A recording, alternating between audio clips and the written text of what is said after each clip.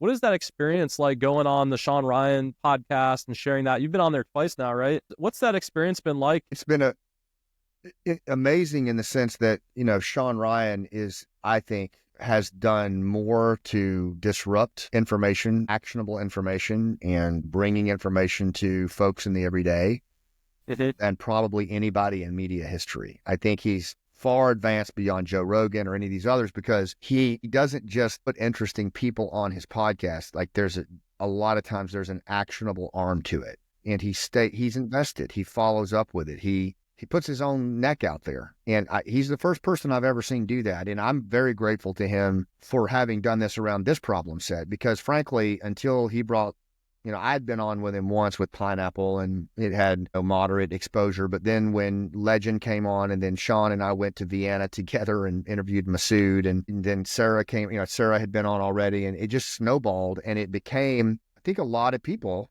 there are a lot of people across the country like yourself who just didn't feel right about the way the war ended, didn't feel right about what we were opening, exposing ourselves to, but didn't feel like they had a voice. Shawn gave them a voice, right? And he continues to do that. So that part of it has been great. What has not been great, and I told Shawn this, and I'll tell your viewers and listeners this, and I don't mind, this ain't what I had planned for my life at 56 years old.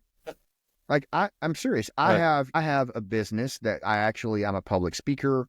I teach human connection skills. I'm more about reciprocity and rapport and storytelling and restoration. Those are the things that at 56 light me up. My kids are grown. I'm probably not that far from grandkids. I want to chase my wife around the house, of 29 years and just not fade away. But, I'm kind of done with execution videos and doing a line of work that I left 12 years ago because I didn't like where it was going. And now I've been relegated to it. And a lot of people feel this way in this volunteer community where I've hundreds of thousands of dollars have been spent. A lot of stuff has been resurfaced in me again. My health's in and out.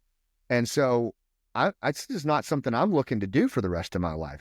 I'm ready to hand this off and, no kidding, get this shit off my MacBook and iPhone so that I can go get a new device and live my life, and I know I speak for a lot of veterans and a lot of Intel alumni who feel this way. And so that part of it has not been great because I have the attention of the Taliban now. I have the attention of Al Qaeda now, and that's fine. Like, whatever, I hate those fuckers, but that's not where I plan to be at 56.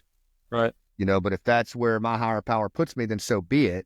But I'm just being candid. Like there's two sides to it. For me, I like Shawn as a friend. I don't need his platform. I don't. Like, I leverage his platform because he and I both know it's the right thing to do.